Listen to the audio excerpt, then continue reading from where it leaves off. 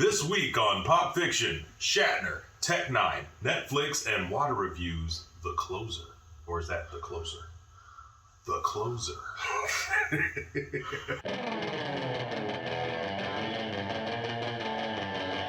Okay, this is 252 Pop Fiction, where you'll find all the news and reviews in pop culture that's right to type. Today's top story, Will Shatner can now proudly proclaim that he has courageously gone where no man his age has gone before. There you go. Although he is far from the first person to reach space, the Star Trek veteran is the oldest as of last Wednesday. That's not impressive. We're all in space. We're on Earth. Earth is in space. We're all in space. Yes, but we're on Earth in space. When you're in outer space where he was, that's an accomplishment, especially at 90 years old. 90 years old! The actor embarked on his second human spaceflight with Blue Origin, a company founded by Amazon founder Jeff Bezos in 2000. You know, there's a lot of positive, a lot of negative in this story. The negative is, fuck Jeff Bezos. Oh, take it easy. The positive is, hey, they're doing great things First for of the all, human race. I am an avid customer of Amazon. I got products coming to the house every day. Yeah, same here. You know. Yeah, and, so do I. You know. Fuck Jeff Bezos. You shouldn't be billionaires, but that's a whole. Well, his woman's about to get a lot of his money. We'll just wait and see. Yeah, wait and see. good on her. Tech Nine has released a violent new record named Face Off, which features guests Joey Cool, King ISO, and Dwayne "The Rock" Johnson, who makes his massive rap debut and unquestionably passionate Hot 16 close out the track. All right, question. Do you know anyone besides The Rock in that sentence you just read? Not at all. Okay. That's why I I know. I This could figured be that's their why you third album, 10th album. Tech Nine? Tech Nine. Coming out of Kansas City, I believe.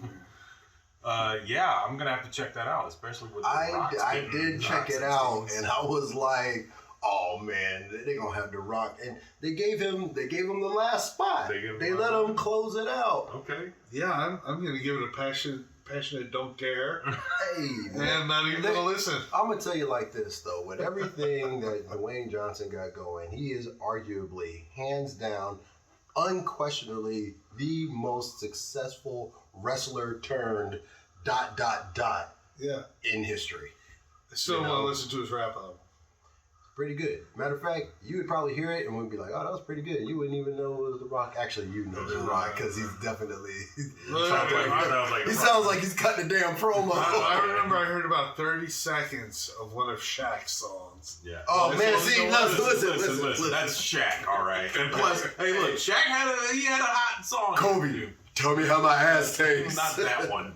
What about Dame Dollar? Or no, they were just talking about athletes turned rappers. Right, exactly. Anywho, Grendel, a series based on Matt Wagner's popular award-winning Dark Horse comic book and my favorite character in my Wildstorm deck, series has been handed an 8-episode order by Netflix with You were so close the first time. You should have just let that go. Abubakar Ali from Power Book 2 and Ghost and Katie Keene, slated to play in the eponymous role. Ooh, awesome. I didn't know he was black. Grendel's black? In the suit? No, you don't know. Why? Just because you figure, just because a black dude is... He's playing and then he's black. I thought, that's awesome. Yeah. I mean, Grendel's your guy. Yeah. I know, that's my dude. I don't know nothing about Grendel. Yeah. All right, then. Good news for black people. Again. If that is I knew who Grendel was, but I never read it. Yeah. So I couldn't tell you anything other than I just knew that's Grendel. Yeah, I know. He looked cool, and he had a stick. I don't even know if he ever used a stick in combat. I don't even know, but he always looked cool. This week's review, Dave Chappelle, The Closer. Whew. Okay, so Dave takes the stage to try to clear the air and get a few things off his chest as he wraps up his very good Netflix comedy specials series. What was that, 5 or 6 hours worth of content that he created? It's a long one, and I'll tell you here, like, did I laugh? Yeah. Damn right I laughed. Yeah. when they started coming out, I was like, oh, y'all better watch this now because they about to take this down. I was like, let me see for myself. There's nothing to take down. There really isn't nothing to take down because he's not. I mean, I do know like there was a trans worker at Netflix who was like, if they don't take this down, I'm gonna quit. And they're like, go on and go. And I was like, yeah. You know, it's like, hey man, this guy, you know. I agree. If you're offended, don't watch it. Don't watch it. And then if you're gonna be offended, if you're you watch it, you're right. Because he even says, I'm paraphrasing, but there's a part where he says, when he's talking to the person, he goes, do you know what I said because you paid a ticket and came to one of my shows? Or are you just hearing what somebody else told you? Right. Yeah. You know? It's crazy. People are taking way too many liberties with the power they think they have. But then again, I also understand what Dave is trying to do. Dave is trying to do like a one-man war against cancel culture in its entirety. Because let's even go back to your man, John I'm with Gruden. him. I'm with him 100%. I mean, I say some things and some emails. I was actually considering this. I think there should be a statute of limitations a moratorium on remarks you make, and if someone fires you for making remarks 10 or 20 plus years ago, they should be liable to be sued. I would say that only if when you're talking about, because there's not guys like us that are getting fired off of jobs because of emails that came out 10 years ago. These are people who have contracts for multi-million dollars, and in these contracts they have morality clauses. So when you sign a contract saying that I don't have anything in my past, you better make sure you don't have anything in your goddamn past. See, that right there I think should be illegal. Your past, how far past? If I didn't work for you yesterday, you don't have to sign it. If I didn't work for you yesterday and you I say what did you want. whatever, you shouldn't have the right to say anything if I work for you today. I disagree. I disagree depending on the company that you're working for. Let's say, this off topic real quick, but let's take the Gina Carano situation. Mm-hmm. If at the end of the day, you're working for Disney, the House of Mouse, okay? Which is in itself, you know, they own everything. But you're working for, you know, a kid's entertainment. Yes. You know? But I get what you're saying. Yeah. But at the end of the day, they put in a morality clause. If you sign it, then you're saying, now you can say anything you want. You can have your agent or your lawyer look over your contract and be like, all right, take this out, take this out, take this out. Take this out, take this out, take this out. Hey, I may not remember something that I said 22 years ago, so I don't want to be held accountable for it. You know, I don't think they should have fired her either. Yeah. Well, you know what? When you are a very successful rich white woman and you're saying, I'm being persecuted like the Jews, I'm like, bitch, please stop it. You know what I say? Stop. You're an idiot. Stop it. That's all it needs If to you're say. being persecuted, I'm fucked. You're an idiot. Why did he say those things? Because he's a moron. Get over it. It was 10 years ago. Yeah, but that John Gruden stuff, it dated back 10 years. Some of that shit was recent. Oh, no. It was recent. It was very recent. You know what? And the Raiders were doing so well. Yeah. Who knew that this was going to... Yeah. They're known for shooting themselves in the foot, but god damn, a 13-year-old bullet. But like I said, wow! Some of them, 650,000 emails. Some of them was recent. Yeah. But anyway... This week, JB remembers James Bond. I just went and saw the last James Bond. How was it? It was fantastic. All right. So I'm remembering the very first James Bond I saw in the theater, which was Moonraker, Roger Moore classic.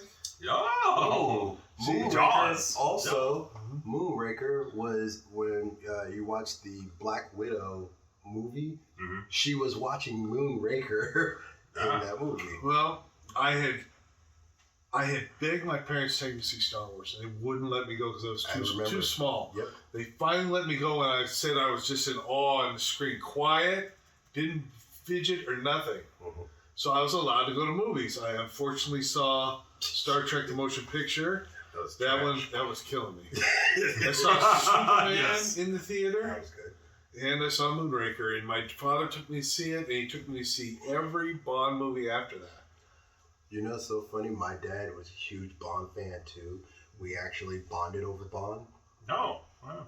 Nice Yeah, wordplay there. and yes, and when Daniel Craig took over, my pops was like, "Yeah, this new Bond, he kills like no other Bond," and I was like, "Oh, yeah, it was pretty rough." But I would have to say I haven't seen the newest one, but unlike all the other Bond films, the one thing I liked about the Daniel Craig's was that it actually seemed like they were sequels more than just a series of Bond films. Because Right. Roger Moore obviously was my Bond, because that was the Bond I didn't even know Sean Connery That's what existed. we grew up with. Yeah. In fact, the first Bond movie I ever saw, and I saw it before Moonraker on TV, was Live and Let Die, and the 7-Up man scared the crap out of me. Yes. Oh, yeah. He was a voodoo master. He was the voodoo Yeah, priest. voodoo He priest. scared the crap out of me. I know I'm off topic right now, but I know like that last Roger Moore, like he was like 66 years old. They had to prop him up to play Bond. Yeah. He couldn't even move. He could Well, barely. the last film he was in was View to a Kill. Yeah. That was with... I remember I loved Octopussy. Even I the first time. just love saying it because I could get away with it. Hey, let's watch See. Octopussy. and the way the villain says, like, Octopussy.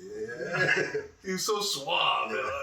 Well, I thought this was A just lot of vagina. a lot of vagina.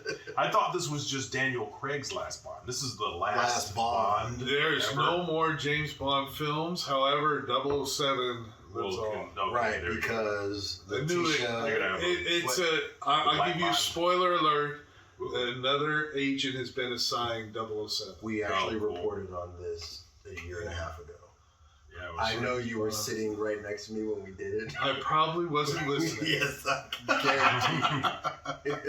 JB has a tendency to check out when we report something, and then when it comes out, he goes, "Hey, you know what I saw?" And we have to be like, "Yes, JB, we know." Well, at least it was fresh for me in the theater. Yeah, dude, As it should be. as it should be. But no, it was a very good movie. They were all good movies in my opinion. I even liked the Timothy Dalton ones. I mean, I liked them all. I did. Yeah.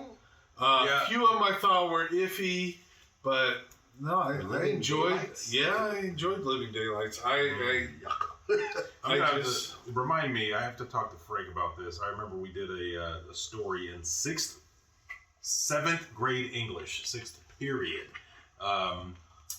There was someone killing all the Bonds, and it was, I believe, the newest that Bond. was an Octopussy. They were hunting down the Bonds, and also the Living Daylights. They were hunting down agents. Well, there you But go. the Living Daylights plot was they were reforming Smirtspionum, which means death to spies. It was an old Russian operation to kill double O's and anyone associated with them.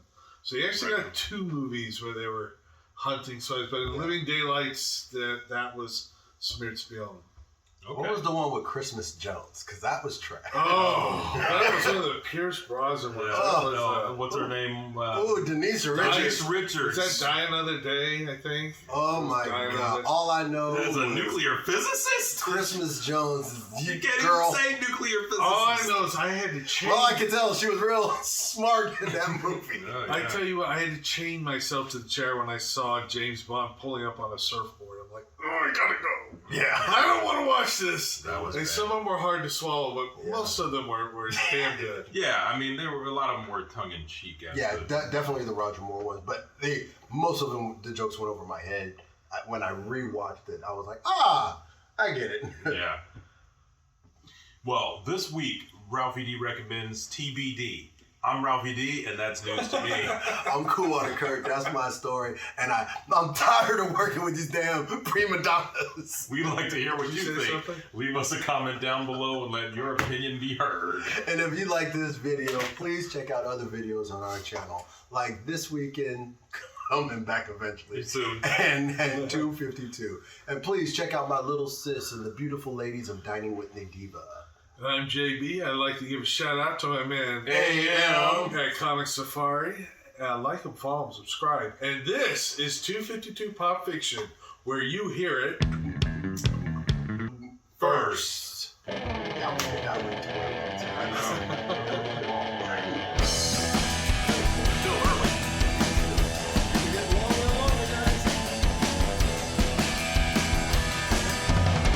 Adonis, pull yourself together.